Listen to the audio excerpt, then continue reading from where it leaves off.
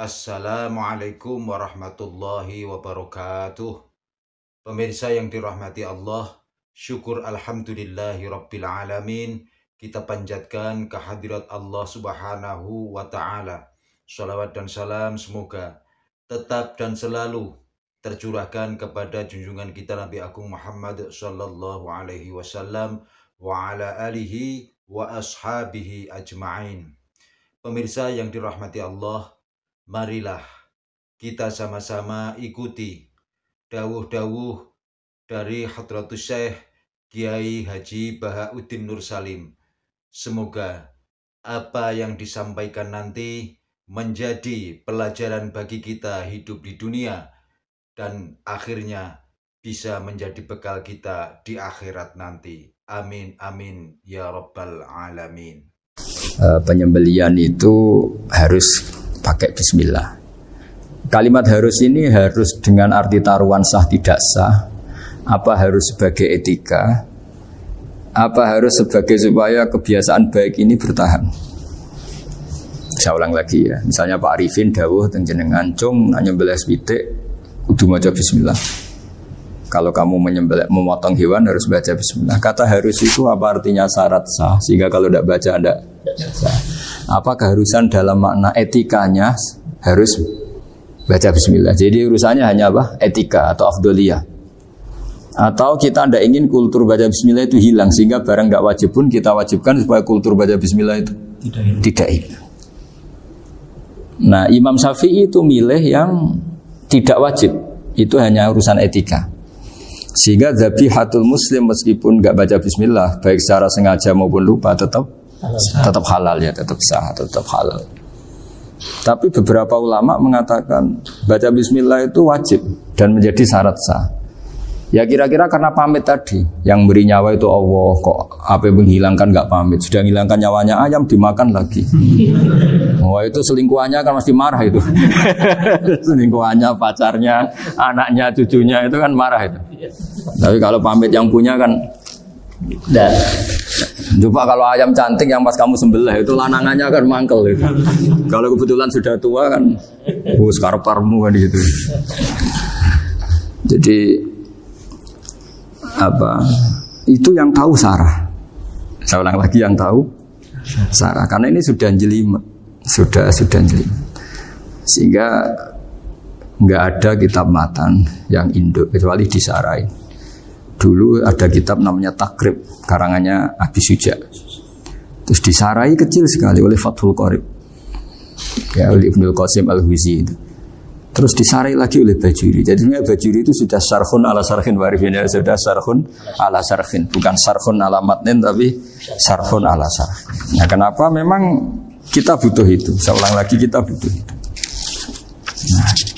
Nah, kenapa butuh? Ya karena mau tidak mau. Saya ulang lagi, mau tidak mau. Karena matan itu seperti itu. Misalnya matan cerita, yang dikatakan menyembelih itu apa? Ya nyembelih itu ya nyembelih. Nyembelih itu memotong hewan. Terus motongnya dari mana? Kalau kamu motong hewan dari mana coba? Dari belakang atau dari depan? Dari mana? Depan misalnya. Pertanyaannya, ketika dari depan itu paling penting terpotong al-hulkum wal mari misalnya. Yang satu majrur to'am, yang satu majrur ruh, ya gitu, majrur nafas. Tapi andekan dari belakang gimana? Tapi tetap terpotong. Mulai ribet kan? Kalau kubu sebelah kan enak, pokoknya nggak sunah rasul seperti itu, nggak mau debat. Tapi kita tidak, cara berpikir tidak gitu. Ini kan status hukumnya halal apa haram ketika ada orang motong hewan dari belakang. Nah, terus kita berdebat kan, mesti berdebat itu mau dibilang haram, nyatanya memenuhi syarat apa tadi, pemotongan. Nah, hukumnya kena, amarinya kena. Mau dibilang halal, jangan-jangan pitiknya sudah pingsan, sudah mati karena dogrok-dogrok dari belakang. Nah, itu terus ulama debat, nah, kan mungkin juga. Ya kan, pitiknya sudah setengah kena corona, pingsan terus. Ya kan, sudah pingsan terus digorok. Nah seperti ini mau tidak mau kita harus detail. Detail artinya yang dikatakan menyembelih itu apa? Ya nanti tak bacakan tabir-tabir di Bajuriya sekaligus ijazah untuk jenengan semua. Saat tadi alhamdulillah ketemu Pak Arifin lama, ngendikan panjang lebar tentang pentingnya ilmu. Yang dikatakan nyembelih adalah mematikan hewan yang hidup dengan kaifiyah syariah. Saya ulang lagi, mematikan hewan yang hidup dengan kaifiyah syariah. Nah, kalimat hidup ini mulai masalah. Hidup yang apa? Misalnya ada hewan, saya sering kalau ngaji cerita, ada ayam jago ketandang mobil, ketabrak mobil, kejet-kejet. Enggak kamu sembelih pun 1 menit lagi pasti meninggal. Ini kan hanya koordinasi prosedur saja. Karena prosedur ayam mati harus kejet-kejet, enggak boleh enggak langsung peletes mati, enggak boleh. Nah, pertanyaannya ketika kejet-kejet ini kamu sembelih, itu halal apa enggak? Wong andai kan enggak disembelih juga sudah mati. Artinya enggak penyembelihan ini kan enggak memberi kontribusi pematian, tapi enggak ngefek gitu. Makanya terus ada perdebatan, ada hayatun mustaqirrah, ada hayatun ittiroriyah, ada harokatu masbuh. Itu kalau enggak sarah enggak bisa. Lalu pertanyaan nakalnya begini, saya itu betul pernah ngalami itu. Ayam jago itu kan mahal, apalagi kalau Bangkok kan. Saya pas jalan-jalan sama anak saya, sama jalan-jalan mau ke pasar itu di pertolongan dua rumah. Gus sih halal toh ora? Karena tanya orang awam, Gus halal kata saya. Gitu. Padahal andai kan tidak disembelih ya pasti mati. Suatu saat ada yang mengkonfirmasi lagi.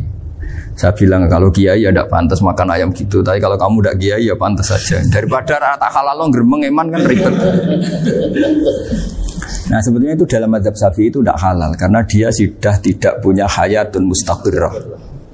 Karena tadi setengah menit lagi atau 1 menit lagi pasti mati. Kan dia belum mati karena koordinasi Israel saja, tetap yang nyambil itu. Tetap kan nggak segampang itu kan, tetap prosedur apa? Jalankan SOP.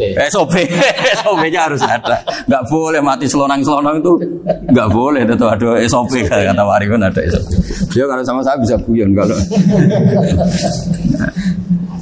Nah, tapi misalnya nanti pertanyaan, tapi dalam mazhab Maliki itu diabaikan, hayat mustaqirrah, hayat ittiroriyah, hayat itu diabaikan. Cara berpikir Imam Malik lebih matematis. Kalau nggak disembelih itu matinya berapa menit? 1 menit lagi. Gara-gara disembelih dia mati sekarang. Berarti eksekutornya ya peso itu. Ya berarti peso itu memenuhi kriteria mematikan sesuatu yang masih hidup, hewan yang hidup dengan cara syar'i. Jadi andai kan ada rapat malaikat, matinya karena apa coba? Karena peso apa karena kecelakaan? Karena peso. Ya kan? Karena kalau nggak tanpa peso nunggu 1 menit, gara-gara disembelih langsung terjadi sekarang. Nah karena hukum halal ini yang menarik dan menguntungkan. Di bab ini orang jadi Malikiyah semua. Mana maksud saya? Jadi kita ini sebetulnya Syafi'i pecundang gitu. Syafi'i partai politik. Jadi kalau sedang tidak menguntungkan ya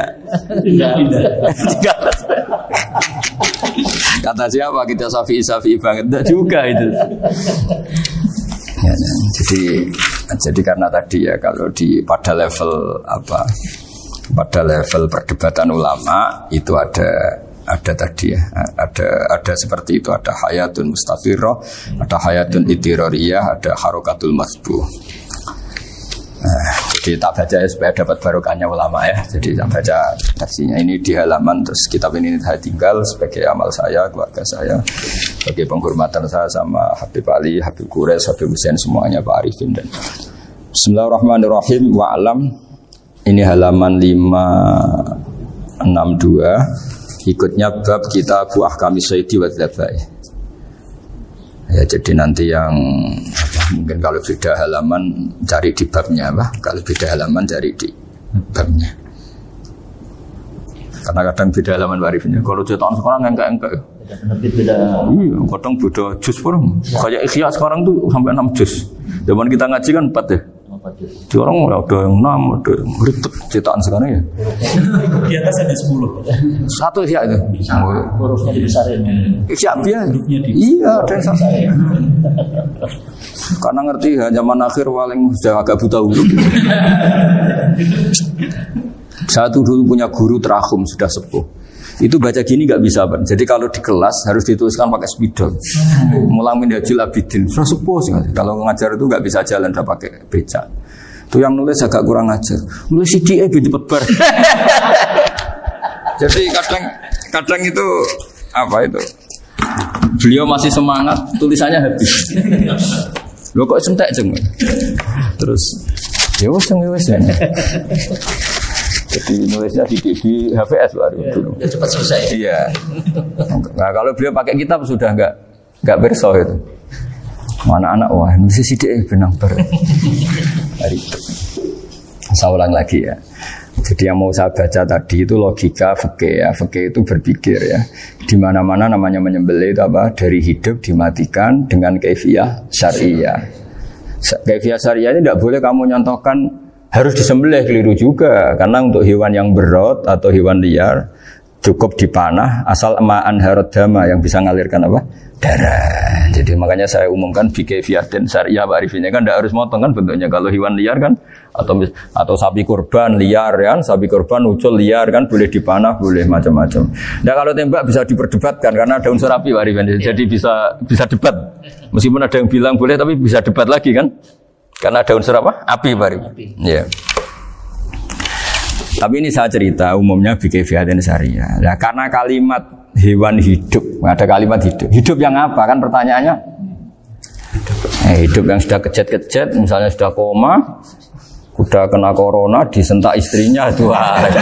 Apalagi ayamnya menyaksikan pasangannya diselingkuhi, wah itu sudah stroke itu dia. Itu. Nah itu, makanya kalau orang suka macam-macam itu kayak ayam, makanya itu.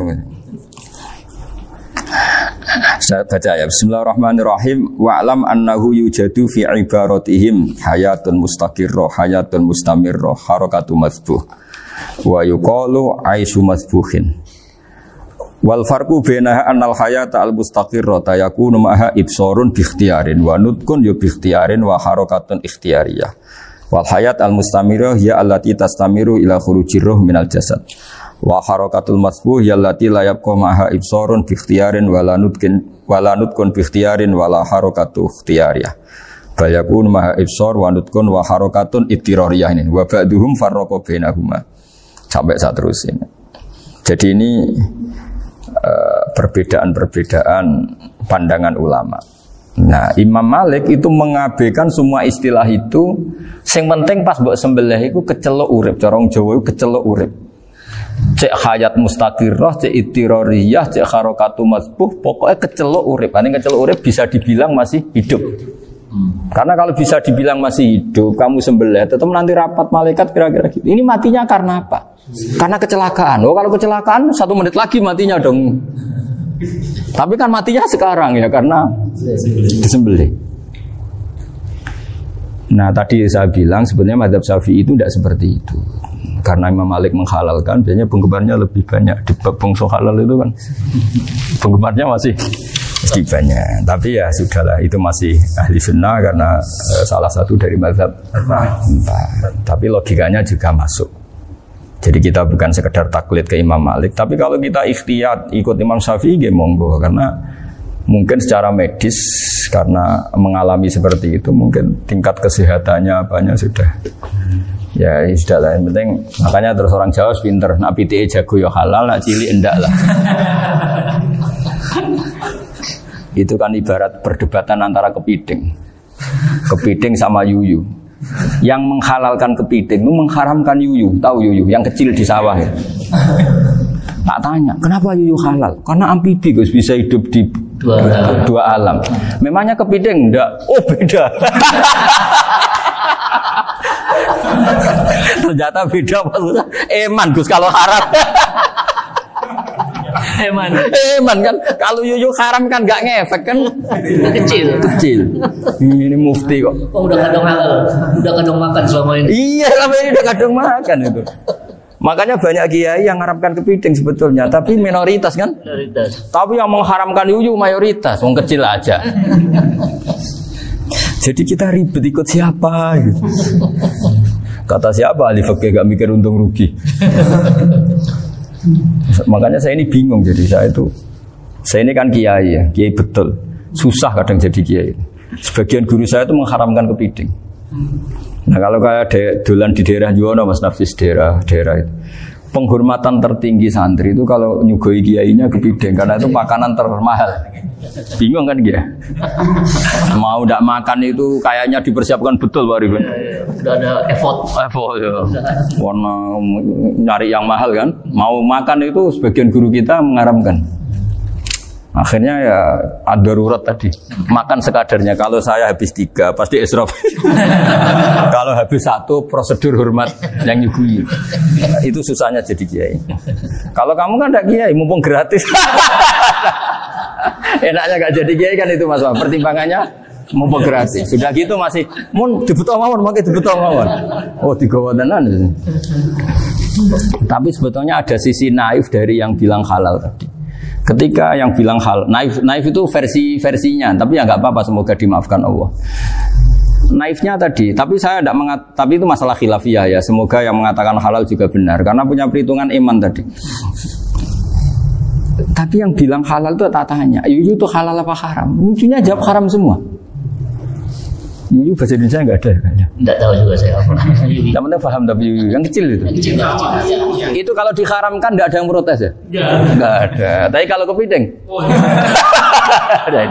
Ini pakai model apa? Coba Pak Wafa. Kalau alasannya amfibi, Yuyu sama kepiting sama enggak? Kalau alasannya amfibi, hidup di 2 alam. Sama-sama. Sama-sama. Kenapa kepiting jadi halal? Lebih bernilai. Ini juga mufti model baru. Mungkin muftinya menghalalkan itu. Iya makanya itu. Kan jadi kayak tadi ayam jago tadi orangnya tak tanya katanya. Andekan yang kecelakaan itu ayam kecil. Kamu tanya saya enggak? Ya enggak, aku langsung tak buang. Karena langsung dibuang. Berhubung ayam besar. Eman kan. Tapi nurani aja sebetulnya protes. Nyembelih klekek. Kadang kan apa kejet itu sudah tunggu SOP jawaban. Ya tapi apapun itu ini ilmu harus didengar ya supaya sampean tahu ya, ada hayat mustaqirrah, ada hayat mustamirrah, ada hayat ittirariyah, paling enggak kita ngerti lah. Karena nanti di bab B ya nyun sewu di bab apa B itu ya nanti nggak sahnya karena apa? Tidak mutamawal. Misalnya saya punya utang sama Pak Arifin ayam jago, tak bayar dengan jago yang mengalami kehidupan sudah seperti itu kan tidak sah. Meskipun itu hidup tapi sudah tidak hayat yang mustamirrah, tidak normal. Jadi ilmu itu apapun tidak cocok kita karena beda mazhab misalnya, tetap sebagai apa? Ilmu. Jadi jangan pernah anti ilmu meskipun kita tidak cocok. Dulu saya itu heran sama Abu Hanifah karena membolehkan merujuk wakaf. Wakaf itu kan nggak boleh ditarik kembali dalam mazhab Syafi'i dan hampir semua ulama bilang gitu. Tapi kalau kata Abu Hanifah, jika nazir yang nerima itu tidak sesuai rencana kita, keinginan kita itu boleh narik kembali. Fa innal waqfa atiyatun mahdhah, kata beliau. Wakaf itu ya pemberian normal saja. Suatu saat ada peristiwa gini Pak Arifin ya, ada orang kaya raya mewakafkan tanah itu senilai kalau nggak salah itu 60 miliar. Singkat cerita beliau bermain apa ya, bisnis apa itu bangkrut. Kemudian itu belum disertifikatkan wakaf. Kemudian nggak ada yang disawang Coro Jowo, nggak ada yang dilihat, terus mau dibeli sama nyuwun sewu sampai yang mau beli yang mampu itu non muslim. Singkat cerita ada orang kaya muslim yang mau beli itu tapi ada problem karena itu wakaf. Jadi kalau nggak dibeli itu malah dibeli non muslim. Tanya saya jawab nggak apa-apa dibeli saja. Ngikuti mazhab Abu Hanifah. Karena kalau mazhab Syafi'i itu nggak sah semua pembeliannya. Tapi apa artinya mazhab kalau kita berpikir nggak sah tapi yang jual melakukan? Nah itu yang nggak dipikirkan oleh orang-orang fikih yang di Menara Gading. Apa gunanya kita bilang nggak sah, tapi yang punya tanah tadi tetap menjual. Karena tidak mengindahkan hukum itu, mau apa? Makanya saya bilang ke Kiai tentang Gus itu nggak ada kaulnya dalam mazhab Syafi'i. Saya bilang kamu mengharamkan itu tidak ada gunanya karena itu tetap dilakukan. Jadi kita pertimbangannya ndak itu, daripada dikuasai situ mendingan kita. Betul. Nah itu sisi-sisi fikih. Makanya ini kita ngaji fikih tidak segampang itu memberi fatwa karena pertimbangannya banyak, Pak. Tidak hitam putih gitu maksud saya, ini cerita. Jadi nanti kamu ngerti. Jadi mau apa coba? Itu kan ibarat gini. Hukumnya kita ngajar perempuan itu masalah sebetulnya secara, karena itu ajnabiyah. Tapi fikih mentoleransi li ajli ta'lim, karena untuk belajar enggak apa-apa. Kalau sudah jadi fakta itu ribet.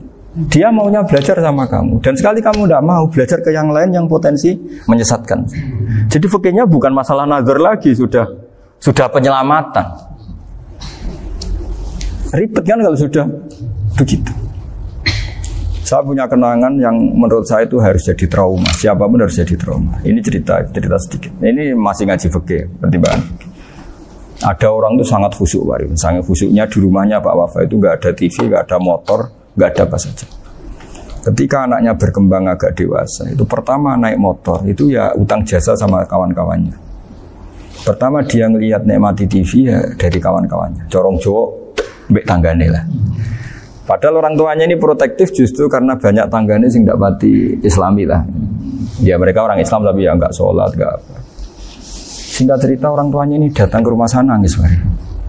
Nangis Gus, sekarang saya ikrar bahwa mazhab abah jenengan Kiai Nur Salim, mazhab bapak saya itu, mazhab jenengan itu lebih hebat timbang mazhab kula. Nangis dia. Dulu saya itu agak menyalahkan Kiai Nur Salim jenengan karena longgar di rumah ada TV, ada motor. Terus dia cerita.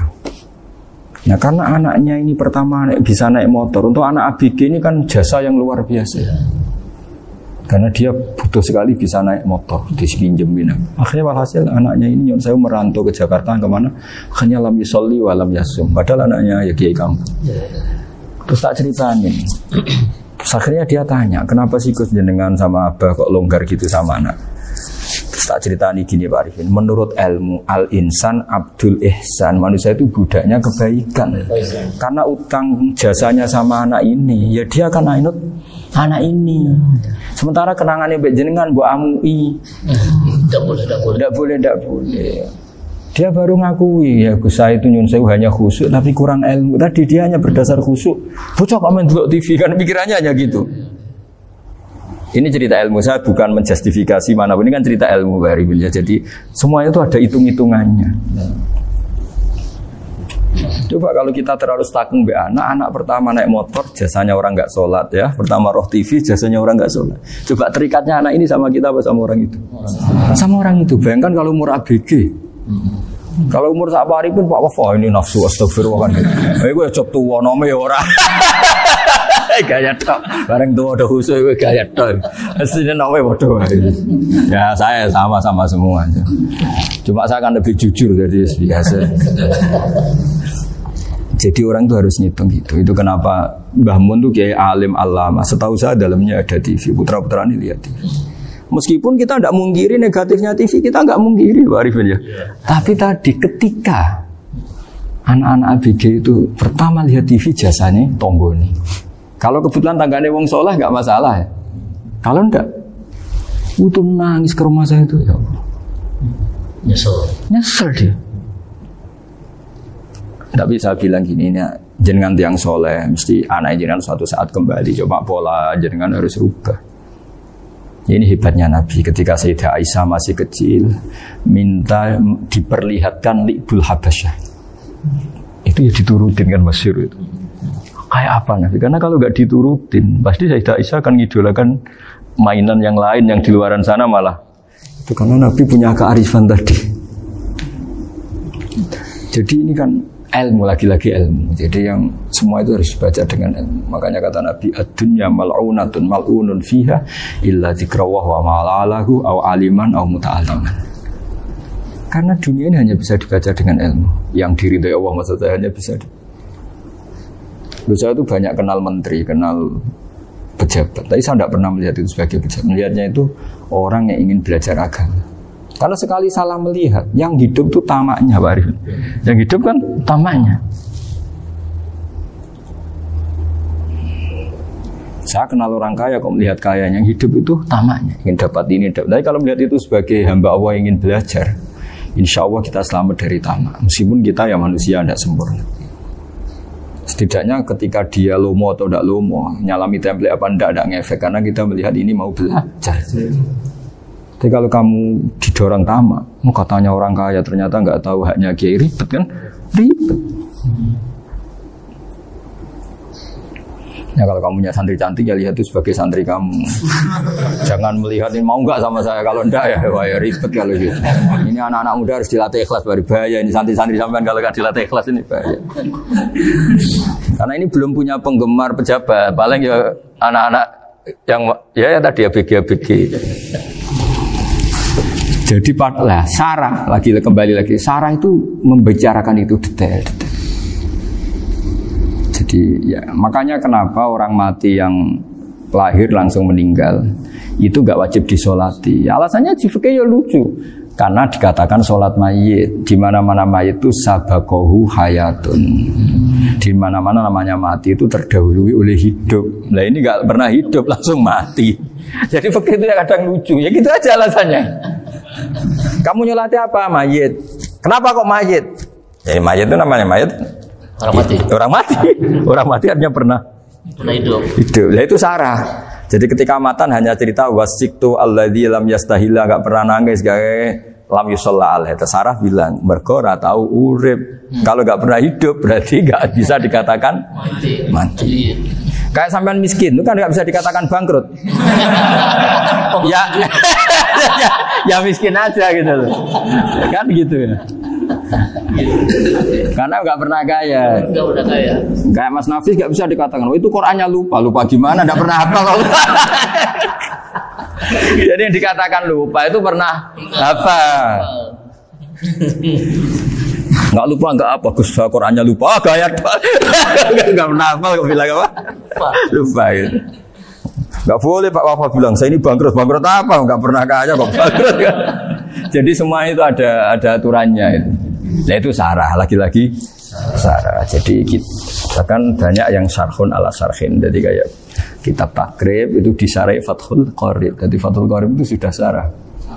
Disarai lagi Bajuri. Nah, itu termasuk cerita itu ya. Cerita-cerita. Bismillahirrahmanirrahim.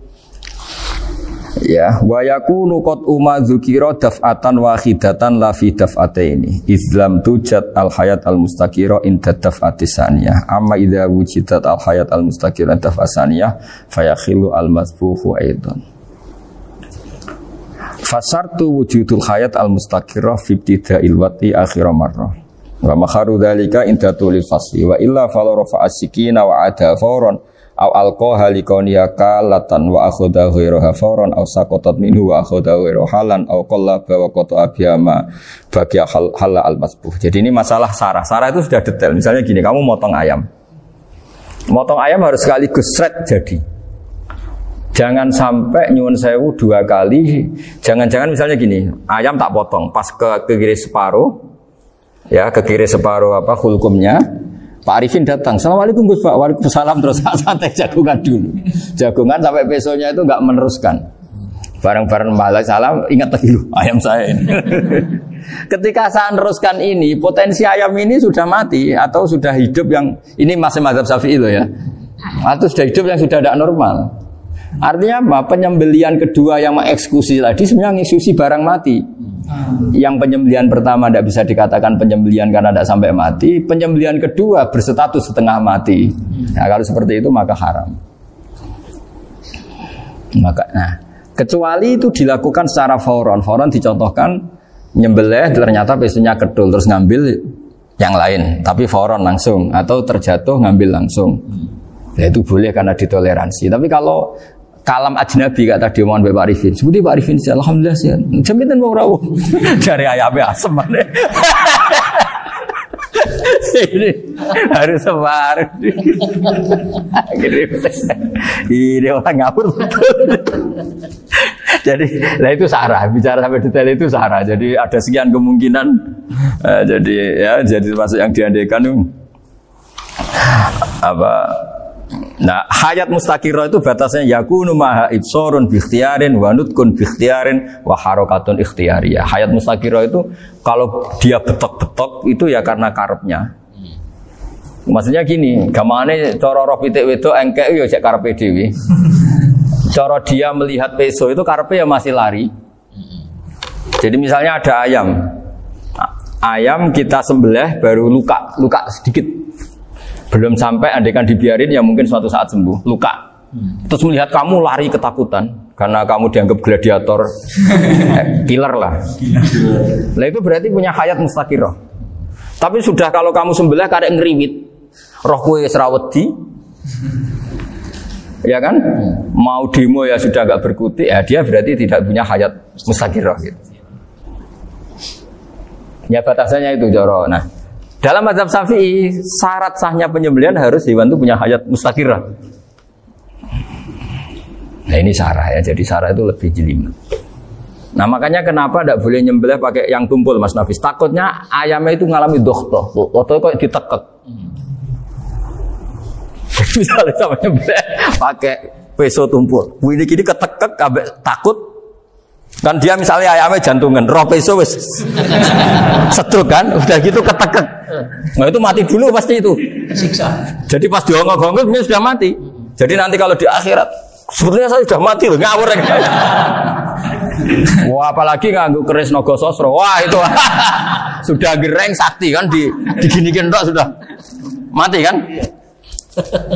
Makanya bahaya nyembelih pakai keris-keris sakti karena sebelum terpotong sudah mati saking saktinya apa? Keris itu misalnya gitu. Makanya nanti suatu saat ada pertanyaan ini, boleh enggak nyembelih ayam orang yang rainya itu sangar? Wah itu haram, kena. Oh itu mesti mati dulu. Kumisen tatonan apa?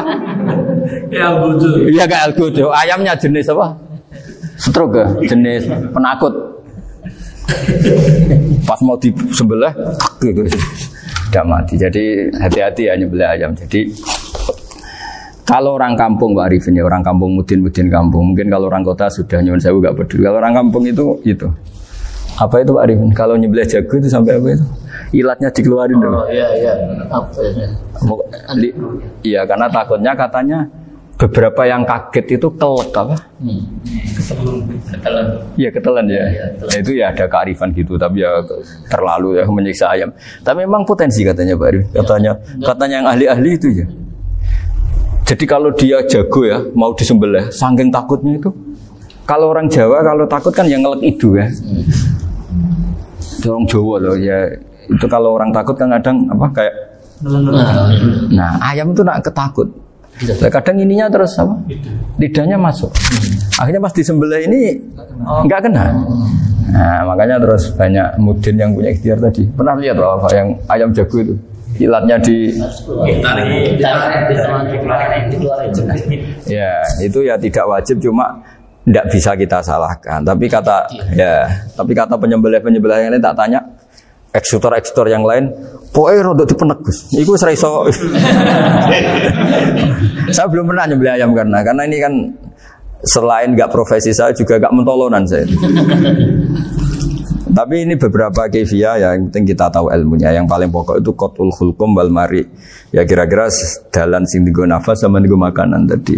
Ya tapi itu tadi caranya semua itu harus mengalami atau masih punya hayatun mustaqirah. Nah, takutnya dalam konteks nyembelih yang apa tadi? Saya bilang separuh tadi. Itu jamnya normal enggak? Itu sudah jam 11 ini. Jam 10. Oh, jam mati almarhum itu. Itu enggak halal disembelih itu sudah. Sudah maitah ya. 10.14 kan. Iya ya. Ya makanya saya bingung ya jam. Ya jadi itu Pak Wafa ya pentingnya sarah itu seperti itu. Matan itu kan asal nyembelih saja. Tapi di sarah diterangkan jangan hanya nyembelih, yang disembelih harus ada hayatun mustaqirah karena dikatakan penyembelihan adalah menghilangkan nyawa dengan cara yang syar'i. Nah, kalau nyawanya saja sudah hilang bukan nyembelih gitu. Nah, potensi itu ada ketika jago kamu sembelih pakai yang tumpul. Ini ada dohtoh. Loh hewan itu juga kayak manusia loh karena punya hati. Ketika takut bisa saja mati. Nah, takutnya ulama kan ini ngalami dohtoh. Kayak orang ditekek kan mati kan. Ditekek kaget. Contoh gampang gini. Orang ditekek perempuan kemungkinan mati itu kecil. Karena murni hanya ngalami pernafasan. Tapi nak ditekek wong guaga tatonan kan terus dua reaksi tubuh. Takut sama gak bisa bernafas. Itu kan lebih cepat apa? Mati. Kira-kira kan gitu. Lah ini sudah takut dongok-hongok itu kan nyiksa. Saya sering ketemu orang yang ahli nyari ular, nyari apa. Itu ya gitu. Filosofinya sama seperti orang perang. Harus bikin takut. Iku kewan Gus nak disewentak, iku telelekan, jadi telelekan iku apa Pak Anda bicara bahasa Betawi ini? Orang kaget terus terpaku itu. Apa kan? Teorinya Khalid bin Walid kan gitu. Kalau perang supaya musuh takut. Kamu tahu saya, kami siapa? Gertak gitu ya. Ayat ji'na biqaumin yuhibbunal mauta kama tuhibbunal hayat. Kita ini bawa pasukan yang mereka mencintai mati kayak kalian mencintai hidup. Pasukan kami ini wah darwis, berani modar ya wis gitu. Kira-kira gitu kalau bahasa Jawa itu.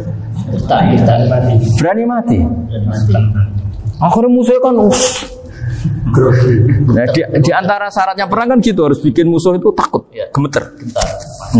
Nah istilah lelekan itu gampang gitu loh. Lelekan itu pokoknya tadi loh Pak Arifin, kepaku tadi. Agak berkutik. Paham ya? Nah jangan-jangan ayam yang kita sembelih mau wis wedi dongo-dongo mati duluan gitu.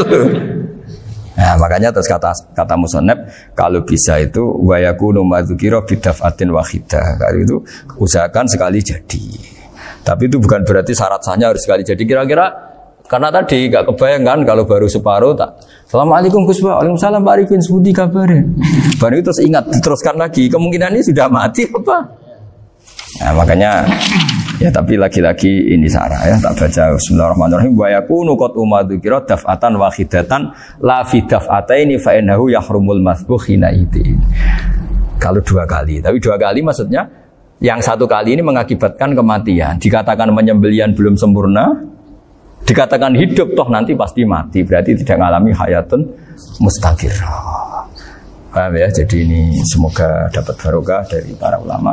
Jadi saya mohon nanti Pak Wafa, Pak Muntaha, teman-teman jangan hanya baca matan ya. Pada level alim itu harus baca syarah karena matan itu nyuwun sewu tidak cukup untuk menjawab sekian kemungkinan. Nah syarah itu sono fardul masalah.